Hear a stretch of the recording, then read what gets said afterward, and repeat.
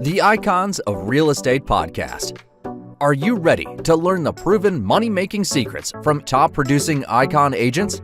Ready to skyrocket your business? This podcast is for you. Tune in every week with your host, Tomasz Fonseca, and find out how to implement proven strategies to 10 times your business, from $3 million to $30 million in just 12 months. Brought to you by the Masters at Real Estate Marketing, Arter SEO.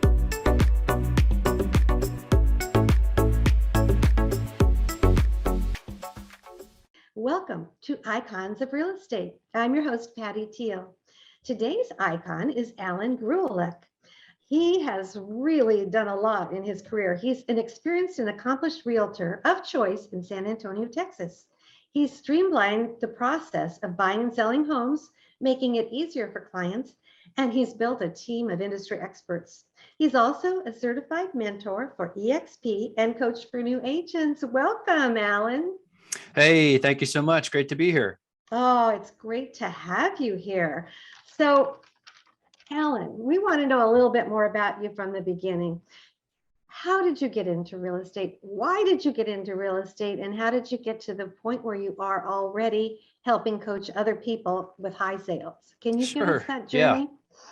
Absolutely. Yeah. And, thanks again for having me on. I've been in real estate about 6 years now. And before that, I was an educator, specifically a band director in San Antonio, Texas. So I taught public school for 8 years. Believe it or not, there were a number of skills that transfer well into real estate. I had been putting off getting into business. I always saw myself as being in business in some way and in some fashion, and had, done some reading and research about real estate and finances and things like that. And, finally found, my path into real estate as a realtor.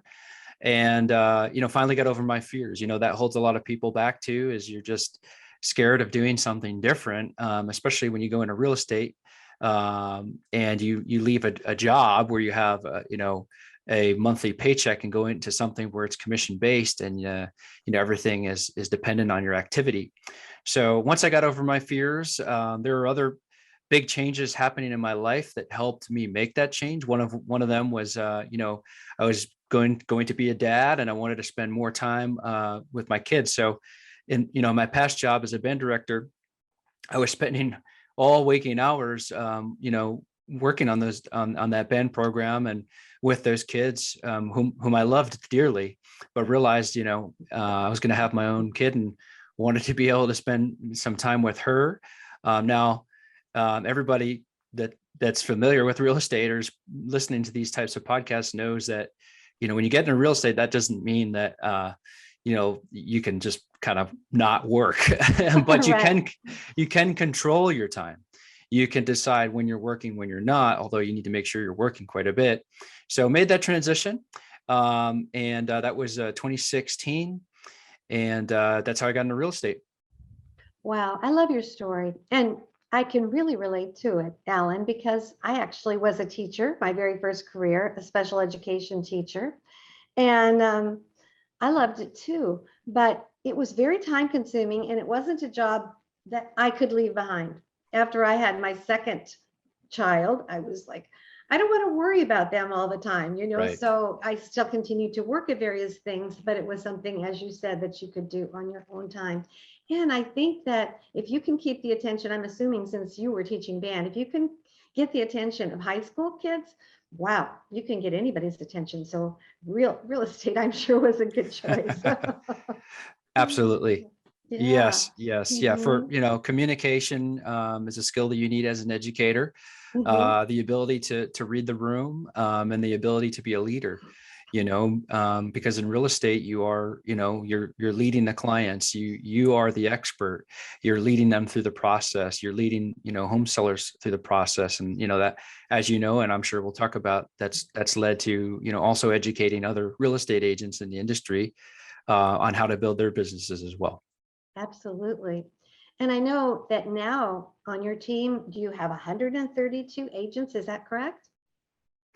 Yes. So I'm with a brokerage called EXP Realty, which it sounds like a lot of your guests are. And Mm-hmm. there is the opportunity to basically scale like we couldn't before 2009, before this company came around. And so there is a benefit to agents growing their teams. And a lot of agents are attracted to that business model. And so I've been fortunate enough to grow a total group size of 132 agents in multiple states. And it's been an absolute pleasure to work with those agents and see those agents, improve their lives, improve their incomes, and really progress. Wow. And I'm sure your team members, they have different skills that they bring to the table. And are you able to help them identify their skills, or is it just kind of the same process for everyone? Yeah, that's a really good question. Everybody does have different skills, but I think one of the big things we talk about quite a bit for especially new agents is identifying the most important activities for them, independent of their personality traits. Figuring out what are my money making activities, on a daily basis. And, we spend a lot of time, especially with the agents I work with personally, trying to identify what those activities are. Because, if we can get agents to really focus on those specific things and eliminate all the time wasting activities, then you start to build, a compound effect, which is going to really, build you a successful business in the long term. And I found that this is a problem even for agents that have been in the business for a while is a lot of us have this shiny object syndrome where, we'll be doing something and realize, well, I'm not getting instant results, which that's a cultural problem. So Mm-hmm. they start switching to another thing and to another thing and to another thing, which is so easy to do because a lot of salespeople get a lot of sales calls, incoming sales calls from all different types of companies that want to sell them products and services that most of them are pretty much going to be a waste of time. So again, going back to the best thing you could do is identify what your goals are. I'm very goal oriented, and I encourage other agents to set goals and then work backwards and figure out, okay, if I want that goal, what does my weekly schedule look like, and what are my most important activities? Yeah, that's so smart. I know you call it shiny object syndrome. I call it hummingbird syndrome. A little here, a little there, a little here, a little there, and then you end up not getting anything done. So I was lucky enough that you sent me a video of one of your trainings, and maybe you could go over a little bit of that. It was titled, what was the title of it? It's about growing your pipeline, and it was all about reaching out to people and Sure. making them your customer. Sure. And I don't remember exactly what the title of that training is, but I know what the concept is. And, basically when I do trainings, I kind of tell a little bit of my story because I think it's relatable for a lot of people. And that is, when I got into real estate, I didn't have much of a sphere of influence or a database. And, if you're new to real estate, your database or your sphere of influence is all the people that you have a relationship with, the people that know you, like you, and trust you. The people that if you saw them at the grocery store, you'd probably stop and say hello. And I had been an educator in San Antonio, Texas for 8 years. And so I had some friends that friendships and relationships I developed through that. However, I didn't grow up in the area. And because I was so consumed by my work, I really didn't have a whole lot of friends outside of the people I taught with. We had a couple of great leaders that had left the teaching industry and went into real estate and had their fair share of that same, sphere of influence. And so what I realized is, I needed to build my own database, and intentionally meet people and add them to that database so I could start marketing to those people. But also realize that that's a long-term process, which I do describe in that training. Anyone that's listening, I'm sure we can share contact information here at the end. I'm happy to share this training because I do Oh, believe that, that that would be we very nice. We'll put that at the end and not forget about that. Yes, definitely. Definitely want to give them access to that. But the concept being that you can start building your database on day one, and you can start marketing to those people that know you, like you, and trust you. But you've got to get out of your comfort zone, especially if you're not really established in your place of business, to start meeting new people. We might call them like cold leads or adding warm leads. And so we use the CRM with our current company called KV Core, which is a great communication system to have conversations with those agents, to keep track of them. And so you basically have two pools of business: your sphere of influence, your database, same thing, and then the people that you don't have a strong relationship with yet, and you're going to market to those two groups differently. But it's important that agents, that even though if they don't have a database and a sphere of influence at the beginning, that they think like someone who does. Because, I'm, like I said, I've been doing this 6 years now. Looking back, I've got over 100 past clients or so that I can, talk to, market to, and can refer me business. And had I just neglected that and then all of a sudden started communicating with them now, I'd be in trouble. Right. So we want to develop both skills, and that's something that I love to teach agents. We always say, hey, learn from my mistakes, and that's the beauty of mentorship and having a coach is, hey, let's identify the most important things for you, and then don't make these mistakes that I made. The most powerful thing you could do in any, goal that you're aspiring to is follow a model, follow someone or something that already works before trying to get creative. Yeah. So those are a few concepts that I know for sure are shared in that particular training that you're referring to. Right. And you talked about past clients in that training, that you're likely to get 3 more deals with those past clients. And I know if you've had a successful experience with a realtor and things went well, you're not likely to want to look elsewhere. And then I think you mentioned the average person moves every 5 years. So that was really interesting. We all know about our sphere of influence, or people that we know, like, trust, but how do you find those other new people? Absolutely. So there's a variety of ways. And there's actually a list that I share quite a bit, that we actually, there's a book by Gene Frederick, who's a great icon here at eXp Realty, and it's 101 Ways to Lead Generate, which I always like to share that list with agents. However, I think one of the best ways to meet and to get leads, quote unquote leads in the beginning, is doing open houses. Because open houses, for the most part, it's free. You're in there to meet potential home buyers, and you're getting one of the best experiences possible, which is meeting that, prospect or lead. You're meeting them face to face. So you're able to meet them, maybe get to know them a little bit, and develop some rapport. So when you follow up with that person, it's not weird, it's not strange, it's not awkward, unless you're being that way. It's not. So, I really encourage many agents to do that, because you're not only going to develop some momentum and surely get some home buyers to work with and some deals closed, but you're also adding more people to your database. Even if they don't end up, working with you right away, you have, more people that you can market to in your sphere of influence. And of course, by doing this, you're out there in the open. We sell houses. What better place to be than right there in the neighborhood where the houses are, showing yourself as the expert. And of course, by doing these things and being consistent with them, you become a better professional. You become a better communicator. You have more knowledge of what's going on in the market. And you'll have more hyper local knowledge of what's going on specifically in that neighborhood or specific area that you're working open houses in.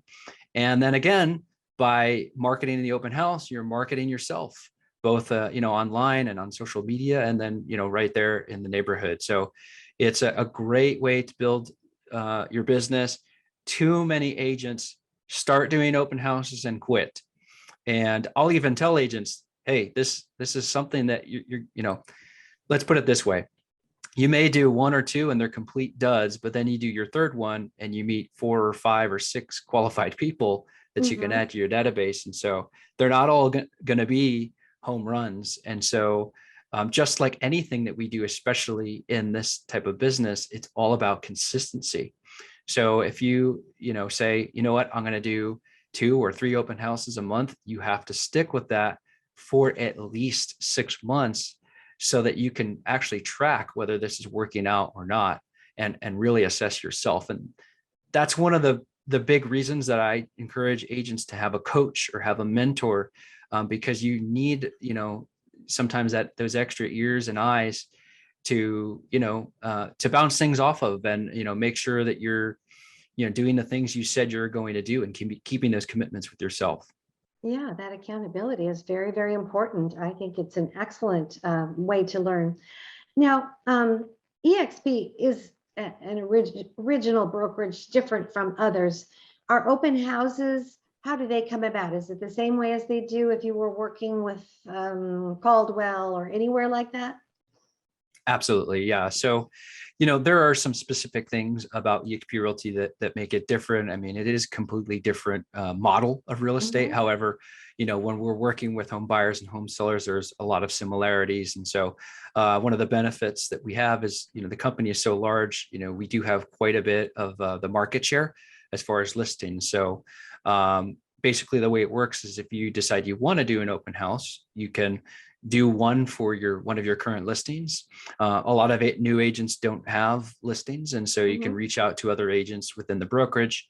We've got a great communication system called Workplace by Facebook, which is basically our own private version of Facebook just for eXp agents, brokers, and staff. And so that's a good place to start for agents to not just find open houses, but network with other agents in their immediate market and then all over the world, since we're over 20 countries now. So, the ability to learn and collaborate with agents all over the world is really powerful.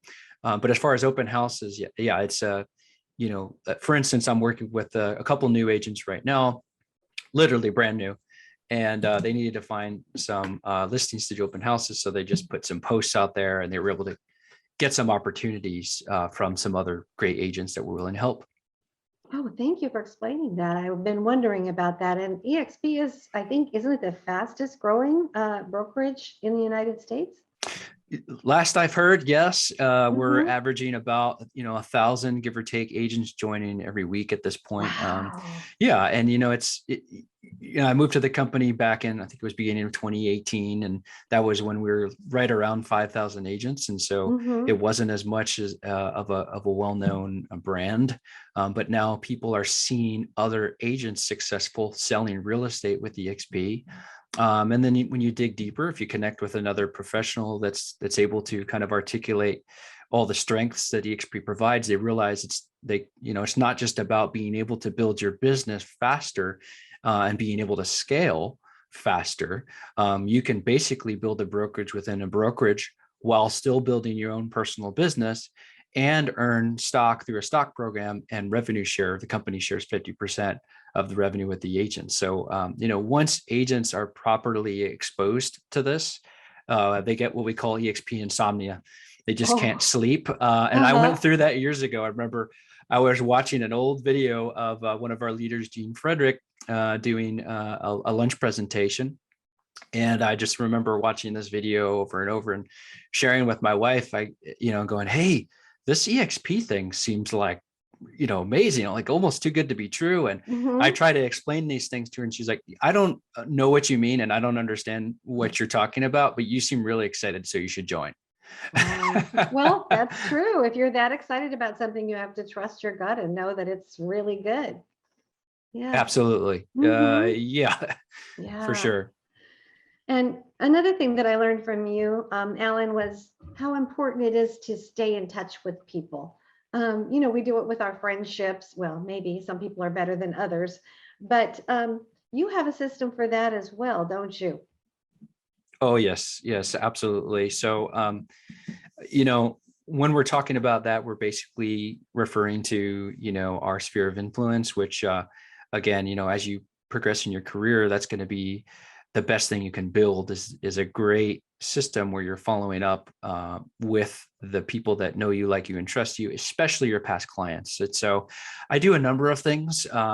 I send out an email newsletter 2 times a month that I customize and, come up with some content and some great information to share with them, sometimes some personal things. Of course, we have a great branded website with our company that we can link to, so we can, make sure that the people that are following us, the people we stay in touch, use our website for anything real estate related, which I try to do that by connecting my newsletter in various ways to my website, my KV Core website. So that goes out 2 times a month. So basically, you would say that's 24 touches a year. And then I also send out personalized postcards through a local vendor here in South Texas that we like to use. And that goes out to my database once a month. And it's usually themed, certain events for the month. For instance, we have things like Fiesta here in San Antonio, the rodeo and things like that. It'll kind of give them a list of events and things that are happening for that particular month. And then I also call and reach out to, the people in my immediate sphere of influence. So I basically just go through one letter each week. And so I'm looking at it right now.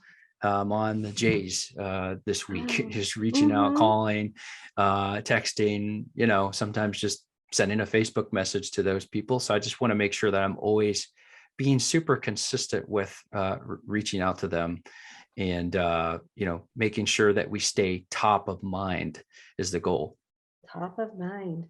Well, gosh, I can see you have a lot of strengths. I was going to ask you, I have some ideas of my own, what your super strength is, or your things that you're best at. You're so organized and you communicate so well and you help others. What do you think your super strength is?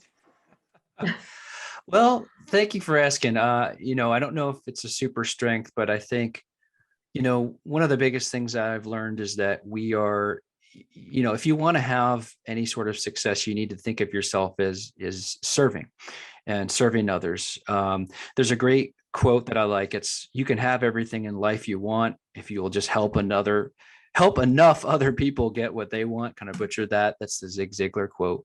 I love and that. so, yeah. And so, thinking about others, putting others first, realizing that it's not just about the commission, it's about listening.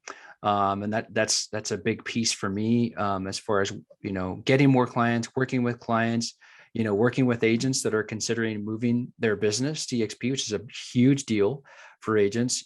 I feel that, especially because of being an educator, I'm always listening. What is it that they want? What are their goals? What are their pains? What are they working towards? And so, I think the best thing we can do is just put others first. And, by doing that, you tend to get quicker results for yourself by doing it. So, I guess the superpower would just be, listening, listening and understanding others and helping. Yeah, that kind of goes back to actually caring about other people. So yeah. Right. Yeah. Right. What a concept, What a but concept. it can be difficult, in what we do, because, especially right now, like we're basically in a recession and agents are worried about, where the next paycheck's going to come. And, the last thing you want to do is get into this negative mindset of worry and feeling like there's not opportunity, because there is opportunity. And that opportunity comes through our actions and thinking about how we can help other people. Yeah, that's a good point. The market has definitely taken a shift recently. And where do you see it going? Obviously, you think people can continue to succeed, and it's still the best investment around: housing, buying houses, buying property. But how do you see the change playing out in the next year?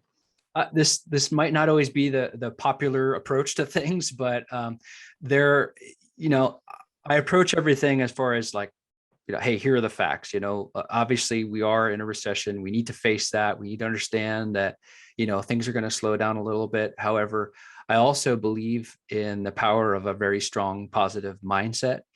And what I've been working with, again, with the agents I'm working with. And then for myself right now is, again, going back to the fundamentals and, focusing even more now on what, identifying what are your money making activities, and spending your time on the things that are going to, move the ball forward, and not get so, stuck on the latest headline, the latest thing from the media, because there is opportunity. And so the way I see it for home buyers right now is, literally 4 months ago, it was so difficult for home buyers to get a home under contract that they were just throwing in the towel.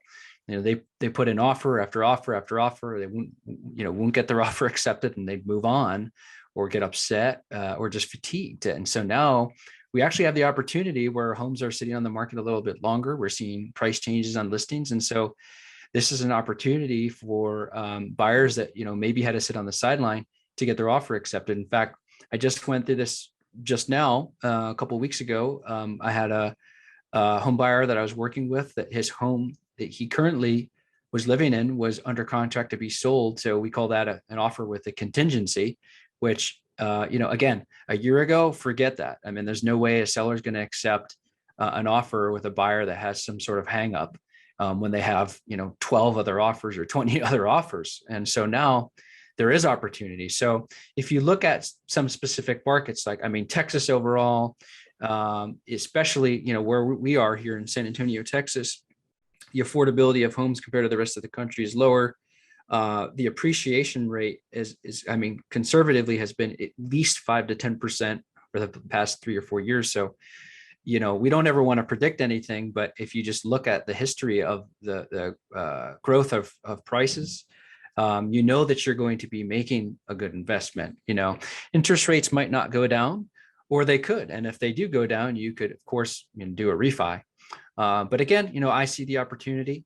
And then for agents, this is an opportunity right now to work harder, to continue to try to get more market share. And then when we do come out of this, however long it is, to be on top. So I choose to look at it in a very positive way. Yeah. That's just my nature. And by doing the things that we know work, getting with a great mentor or coach. By the way, I think a lot of people are just very resistant to having a coach or checking in with a mentor for whatever reason. But that's the best thing you could do, especially right now, if you're worried about market conditions. If you're experiencing this mentality of scarcity, then you need to check in with more, positive-minded people, so you can kind of think more abundance than scarcity. Oh, I love your positive attitude. And as you said, there are advantages because people can get creative again with their offers, where that certainly couldn't happen in the last couple of years. So it opens up the market to a lot more people. Yes, in some ways. Yeah. In some ways, yes. So I want people to know where they can get this wonderful video that gives a lot of the advice that you talked about today. And also, I want you to share your contact information. Could you do that now? Yeah, absolutely. And this is pretty terrible, but I actually have to go and Google my own YouTube channel to tell people where to go for my YouTube. And I'm pulling that up right now. Okay. But you could follow me on Instagram, and it's just my full name, Alan Greulich, AlanGreulich. Okay. Yeah, it's the weirdest name ever, but once you put it in once, you could follow. And so it's Alan Greulich on Instagram. Same thing on Facebook. I've got a business page and a personal page there. And then I am on YouTube. It's Alan G, ALAN space G. At some point there was a URL for that. I don't have it right now, but maybe we could include that in the the show notes or something like that. Absolutely. In some way. Yeah. So well, thank hopefully you that for helps. sharing. That will be wonderful. Oh, by the way, if anybody, wants to email me, if they got any questions or anything like that, they can email me at Alan G Realtor. So it's ALANG, my last name, Realtor, at gmail.com. So it's AlanGRealtor at gmail.com. I want to know personally too, you said goals are important. What are your goals moving forward? You've done so exceptionally well, but what are the goals? That's a good question. So, my goal is to, make sure that I'm hitting the Icon Award every year here with, just my sales. We've got a pretty big group here, but definitely want to build that group to at least 1,000 agents. And the way to do that is by helping other agents. And so I love to connect with other real estate agents that are, looking for different types of opportunities and help guide them, through this process. So, continuing to build that. I have been doing some video, and I'm going to be sort of switching that to more, consumer-based YouTube stuff, which should be coming out here in the next few months. People want to check that out. But most of the goals involve just continuing to progress as far as the overall sales, the Icon Awards, and building the team. But also, we have a big goal within the group to have more agents hitting the Icon level within our own group. So we are directly focused on doing that. We've got a private Facebook page, which if y'all listening, if you contact me, I can send you an invite to the private Facebook page we have right now, where we're doing weekly trainings.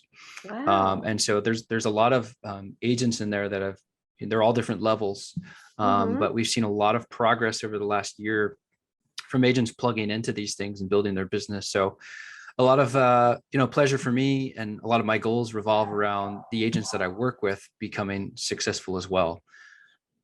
Yeah, well, I can tell you're going to be a huge success, and so are all the many, many, many people getting up to the thousands that will be working with you. So thank you so much, Alan Greulich, for being on the Icons of Real Estate show today. It was so wonderful, so informative and inspirational too. Take care. Absolutely. Thank you. Take care. Thank you.